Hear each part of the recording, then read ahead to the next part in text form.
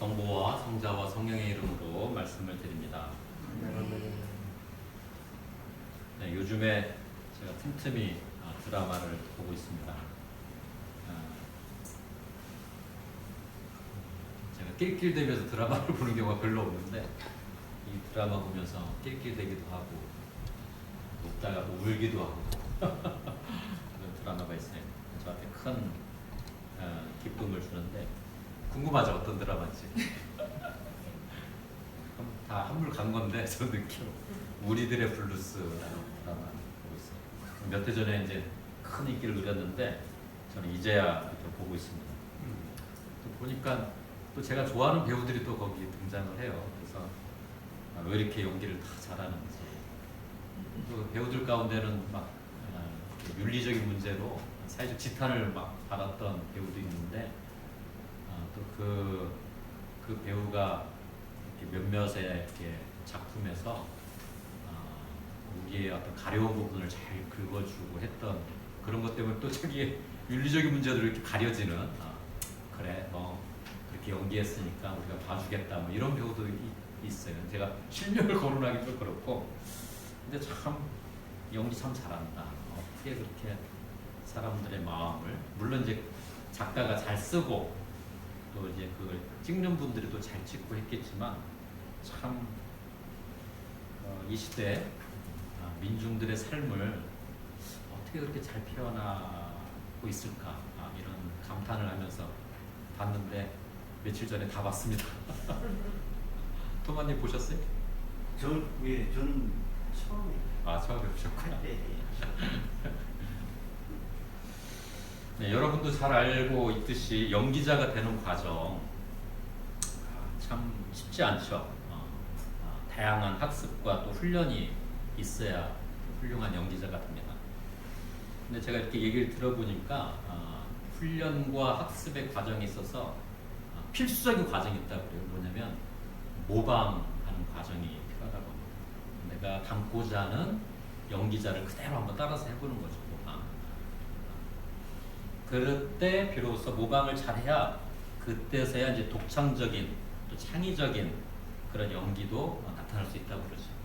그게 없이는 불가능하다. 뭐 이런 이야기를 들었습니다. 저도 이게 학창 시절에 아주 유명한 이제 어렸을 때 초등학교 때죠. 가수가 있었죠. 마이클 잭슨. 그 마이클 잭슨 그 뒤로 가는 춤 그거 아시죠? 뒤로. 저도 막 따라서 막 했던 기억이 나는데 제 주변에도 그거 춤 굉장히 따라했던 친구들이 있어요. 그 중에 몇몇은 괜찮은 춤꾼도 됐습니다. 자꾸 이렇게 자기가 좋아하는 걸 모방하다 보니까 그렇게 된 거죠. 그러니까 모방을 한다는 거는 좋으니까 하는 거예요. 그죠? 뭐 싫으면 모방하겠어요. 그리고 할 것 같으니까 또 모방을 하는 겁니다. 내가 할 것 같은 능력이나 어떤 잠재력이 없으면 저도 마이클 잭슨 뒤로 가는 춤 좀 하다가 그만뒀어요. 왜? 나한테는 그런 능력이 없다. 그러니까 좋아야 모방을 하는 거고 또 그걸 할 수 있는 능력이 돼야 모방을 한다. 그렇죠? 그 모방할 재주가 없으면 그런데 모방을 한다. 그러면 그 결과는 뻔하죠. 그죠?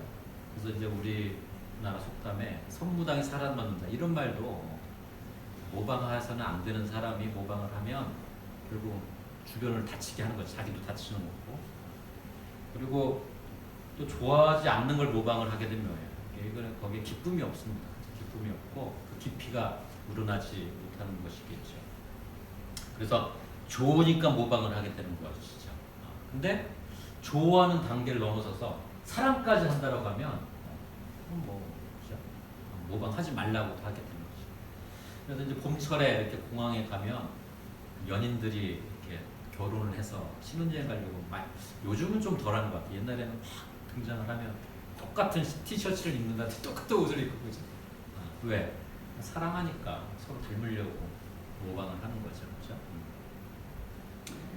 제가 이렇게 머물고 있는 운천리라는 마을 참 알면 알수록 재밌는 마을인 것 같아요. 거기에 조그만 수녀원이 있습니다. 조그만 수녀원. 그 수녀회의 이름이 뭐냐면 저는 이렇게 지나다니면서 이렇게 나무판, 아주 이렇게 낡은 나무판이 있어서 유심히 봤는데 작은 자매해 이렇게 써있더라고요. 작은 자매. 그래서 이제 버스를 타고 다니다가 이제 뭐 인사를 할 수밖에 없잖아요. 뭐 동네 분들 만나면 무조건 인사를 하는데 그 수녀님들은 보통 수녀님들처럼 이렇게 흰색이라 있는 게 아니고 하늘색 그 두건 같은 걸 이렇게 쓰셨더라고요. 그래서 좀 인상 깊다 해서 이제 제가 먼저 인사를 해서 좀 친해지게 됐는데 할머니들이세요. 할머니들. 저희 어머님 또래 또는 저희 어머님보다 약간 더 연세가 있거나. 그러니까 제가 타는 어머니 같으니까 물 새는 데 없으세요? 어디 고장난 데 없으세요? 이렇게 물어봐서 친하게 됐는데 원래 이제 5분이 계셨는데 최근에 3분이 다 요양병으로 가셨어요. 2분이 남았는데 70대 중후반에 수녀님 2분이 그 방 8칸짜리의 그 집을 유지하고 있고 최근에 그걸 팔고 문산 읍내로 나가겠다고. 왜냐면 다니기 너무 힘들다고. 10년 전에 한반도 평화 통일을 위해서 기도하겠다고 들어오신 분들인데 나이가 들어서 다 그런 거. 저보러 그 수녀원을 사라고 하는데 저는 지금 그럴 능력이 없습니다. 이렇게 얘기를 해요. 이 수녀님들 보면서 참 여러 가지 생각을 합니다. 작은 자매가 있으니까 또 뭐가 있을 거예요? 작은 형제도 있습니다. 조착진 신부님 들어보셨어요? 작은 자매, 작은 형제. 네. 프란치스카. 프란시스카. 네. 뭐 큰 틀에서 그렇게 하는데 제가 그래서 공부를 해서 갔더니 책을 주시더라고요. 책을 공부를 했는데 이분들이 따르는 그 뭐랄까 스승이 있어요. 스승이 누구냐면 샤를 드 푸코라는 수도자를 따릅니다. 이 샤를 드 푸코는 19세기 말에서부터 20세기 초에 살았던 수도자예요. 수도자. 처음에는 군인이었습니다. 군인이었는데 예수님을 만나고 난 뒤에 나는 좀 이렇게 살아야겠다 이런 소명을 받았어요. 어떤 삶이냐면 이슬람 사람들이 사는 곳에 가서 그리스도인을 내가 살겠다 이렇게 소원을 합니다. 그래서 이제 군인 시절에 이제 프랑스 군인이었기 때문에 프랑스 식민지가 아프리카에 많이 있잖아요. 그래서 주로 이제 아프리카, 북아프리카를 많이 다녔나 봐요. 사막지대죠. 주로 사막지대인데 거기가 내가 갈 곳이다 이렇게 생각하고 수도자가 돼서 간 겁니다.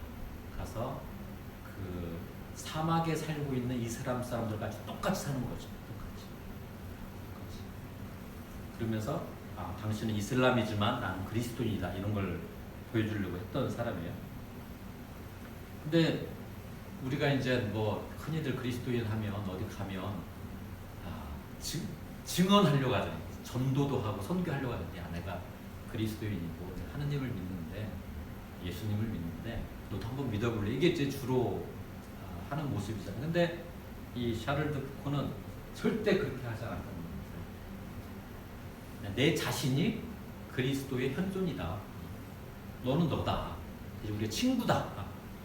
너는 여기 이슬람 땅이지만 난 그리스도인으로 살 수 있는 거 아니냐. 친구가 되려고 했던 걸 첫 번째 목표로 삼았다는 겁니다.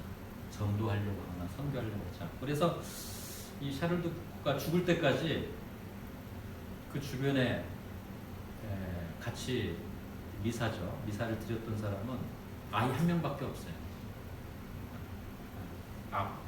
이제 예수라는 이름을 많이 갖고 있어요. 이렇게 중동에서는 압드 예수라는 어린 아이 한 명밖에 없어요. 그래서 이 아이도 없을 때는 천주교는 혼자 이렇게 미사를 드릴 수 있다고 저는 알고 있었는데 그 당시에는 그러지 못했나 봐요. 우리 성공회는 혼자 미사를 못 드리면 계음을 해야 하기 때문에 누군가 같이 있어야 돼요. 근데 이 샤를 드 푸코는 서풍까지 받았어요. 수도자로 있다. 서풍까지 받았는데 미사를 드리고 싶은데 못 드려. 왜? 미사를 드려야 성체 그리스도의 현존을 내가 같이 하는 건데 못 드리는 거예요. 왜냐면 전도한 사람이 없으니까.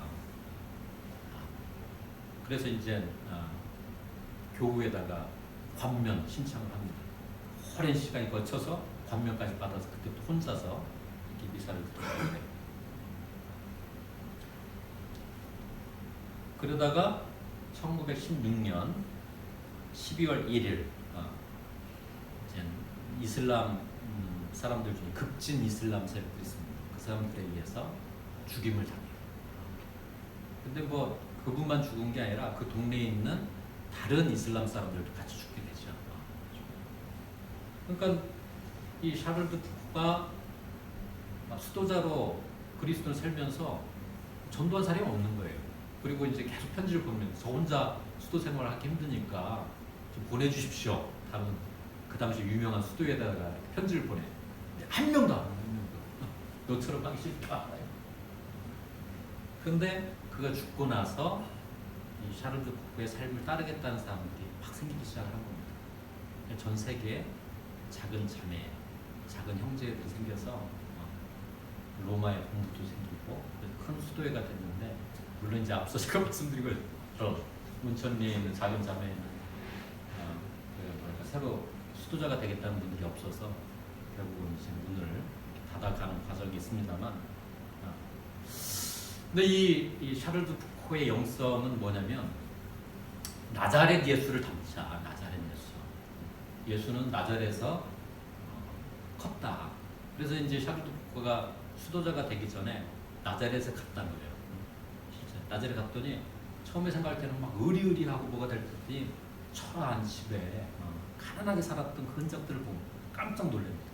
그래서 나는 한평생 나자렛 예수의 삶을 닮는, 모방하는 삶을 살아야겠다, 이렇게 서원하고 한평생 그 모습을 살려고 했던 것이죠. 그래서 그 이후에 작은 자매, 작은 형제들도 다른 거 아니에요. 나자렛에서 살았던 예수의 모습을 모방하자, 닮아가자. 그래서 이 작은 자매의 작은 형제는 노동자가 되려고 노력을 합니다. 그래서 낮에는 가서 노동하고 저녁 때는 돌아와서 수도 생활하고.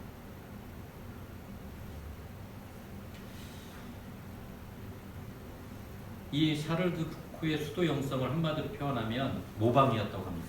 영어로 이제 이미테이션이라고 하는데, 그래서 이제 그는 그의 편지에 이렇게 기록을 하고 있다고 해요. 제가 좀 한번 읽어드리겠습니다. 사랑의 첫 번째 영향은 모방이라는 것을 누구나 알고 있다. 너의 규칙은 나를 따르는 것이다. 내가 하는 것을 너도 하는 것이다. 모든 것 안에서 너 자신에게 질문하여 우리 주님께서 어떻게 하셨을까? 그리고 그렇게 하여라. 이것이 너의 유일한 규칙이고 절대적인 규칙이다. 그래서 늘 이 샤를드 푸코는 예수님을 바라보는 것에서 그런 묵상을 시작을 했고, 그 다음은 그가 보았던 것을 모방하기 위해서 무엇을 해야 하는가 질문을 했다고 합니다. 그리고 그 질문에 대한 답을 찾아가는 과정에서 예수님, 누구예요? 나자렛에서 생활했던 그 젊은 예수의 모습을 닮아가려고 노력을 했다는 것이죠. 그리고 이 샤를드 푸코가 수도자가 됐을 때 이제 그런 부르심을 받았을 때 받은 성경 말씀이 있어요. 그게 뭐였냐면 마태복음 25장 40절의 말씀. 내가 분명히 말한다. 너희가 여기 있는 형제 중에 가장 보잘것없는 사람 하나에게 해준 것이 바로 나에게 해준 것이다. 이 말씀을 보고 이스라엘 사람들 눈에 들어왔던 것이죠. 그래서 지난주에 제가 이제 주보에 작은 자가 되십시오라는 글귀를 실어드렸잖아요. 그게 이제 이 작은 자매, 샤를드 푸코 있을 때는 작은 자매가 없었어요. 그가 죽고 나서 작은 자매가 탄생을 하는데, 거기에 이렇게 자신들의 삶의 원칙이라 해서 이렇게 기록해 놓은 걸 제가 옮겨놨습니다. 몇 개 다시 한번 좀 이렇게 시사하는 바가 커요, 저한테는. 그래서 좀 읽어드리겠습니다. 반죽 속에 누룩처럼 사람들 사이에 섞여 살 것. 수도자 하면 세상과는 좀 이렇게 등지며 살 것 같잖아요. 근데 그렇지 않고 반죽 속에 누룩처럼 사람들 사이에 섞여 살 것. 당신이 자신의 삶을 최대한으로 다른 사람에게 주고 싶다면 유일한 모델인 복음 속의 예수와 달리 행동해서는 안 된다. 여기서 이제 복음 속의 예수라는 게 이제 나자렛에서 살았던 예수의 모습입니다. 예수님은 사람들 가운데 파묻혀 가난한 노동자가 되기만을 원하셨으며 이로써 인간이라는 반죽 속에 신적인 누룩이 되셨다. 이 대목이 아주 인상 깊은데, 수도자가 되기 이전에 인간이며 그리스도인이 되라. 인간이며 그리스도인이라고 하죠. 더욱 완전하고 전적인 인간이 될수록 더욱 완전하고 전적인 수도자가 될 것이다. 또 이제 이 자매들이야. 자매들은 처음으로 정식 노동자들의 푸른 작업복을 입고 공장에서 일하면서 노동자들과 함께 생활하고 어떤 우월성이나 특전도 없이 동등한 입장에서 그들과 함께 지내게 되었다. 말없는 관상적인 수도 생활의 유일한 빛이 되는 것 외에 다른 사도직을 원하지 말까. 노동자 각 사람 안에서 더없이 사랑스러운 형제 자매의 모습을 볼 것. 그들 중에 하나로 받아들여지도록 겸손하게 노력할 것. 우리의 목표는 그들 가운데 한 사람, 다시 말해 가장 가난하고 보잘것없는 계층 가운데 하나가 되는 것입니다. 우리는 결코 그들을 지도하거나 교육하거나 가르치기 위해 그들보다 우월한 위치에 우리 자신을 두지 않고 우리의 친구나 형제, 즉 비슷한 처지의 사람들을 돕듯이 그들을 사랑하고 돕기 위해 그들과 동등한 위치에 있을 것입니다. 이게 이제 작은 자매들이 가지고 있는 수도 생활을 하는 원칙이라고 얘기를 합니다. 우리는 무엇을 모방하며 살아가고 있습니까? 어떠한 존재를 닮아가려 하고 있는가? 오늘 로마서 말씀은 이렇게 기록을 하고 있죠. 육체를 따라 사는 사람은 육체적인 것에 마음을 쓰며 성령을 따라 사는 사람은 영적인 것에 마음을 씁니다. 육체적인 것에 마음을 쓰면 죽음이 오고 영적인 것에 마음을 쓰면 생명과 평화가 옵니다. 우리의 마음이 향한 곳이 어디일까? 이 시간 되돌아봅니다. 우리 마음이 향한 곳을 우리는 닮아가기 마련이죠. 그렇죠? 또 우리는 누구입니까? 저는 이렇게 고백하고 싶습니다. 우리 그리스도인들은 예수님과 사랑에 빠진 존재들이다. 그렇죠? 예수님과 사랑에 빠진 존재죠. 그렇기 때문에 예수님이 걸어가셨던 길을 자꾸만 따라하게 되지 않을까요? 그렇죠? 살아가는 존재니까 자꾸 모방하고 닮아가려고 하는 것이죠. 저도 그냥 제 개인의 어떤 신앙 여정을 보면 그랬던 것 같습니다. 저는 이제 우리들의 블루스가 제가 좋았던 이유가 그 어머니와 그 아들의 관계. 저도 약간 그런 비슷한 게 있거든요. 늘 부모님의 자리가 그리웠어요. 근데 그 자리에 누가 계셨냐? 예수님이 계셨어요. 예수님이 때로는 아버지 역할 해주시고 때로는 어머니 역할 해주시고 그리고 제 성격이 이렇게 막 찰지지 못해요. 누구랑 이렇게 막 늘 좀 외로웠습니다. 외로울 때 늘 예수님이 옆에서 친구가 되어주셨다. 그러니까 예수님과 제가 사랑에 빠지지 않을 수가 없는 것이죠. 그러면서 묻게 되죠. 예수님, 제가 뭘 닮아가야 하나요? 제가 이 순간 뭘 해야 하나요? 이런 질문을 던질 수밖에 없죠. 여러분은 어떻습니까? 오늘 복음 말씀은 우리가 어떤 상황에서 많은 결실을 맺는지 말씀해 주고 있습니다. 잘 아는 이야기죠. 결국 좋은 땅에 씨가 떨어져야 많은 결실을 맺을 수 있다는 가르침이죠. 어떤 것은 좋은 땅에 떨어져 맺은 열매가 100배가 된 것도 있고 60배가 된 것도 있고 30배가 된 것도 있습니다. 좋은 땅. 좋은 땅이 뭡니까? 저는 오늘 이 시간 그 좋은 땅이라 내가 살아가는 예수님을 담고자 하는 그 마음, 의향, 이게 좋은 땅이다. 그러면 결실이 맺어질 것이다. 모방을 우리는 흉내라고도 표현합니다. 그렇죠? 흉내. 오늘의 시대에 정말 우리 그리스도인들이 흉내라도 좀 냈으면 좋겠어요.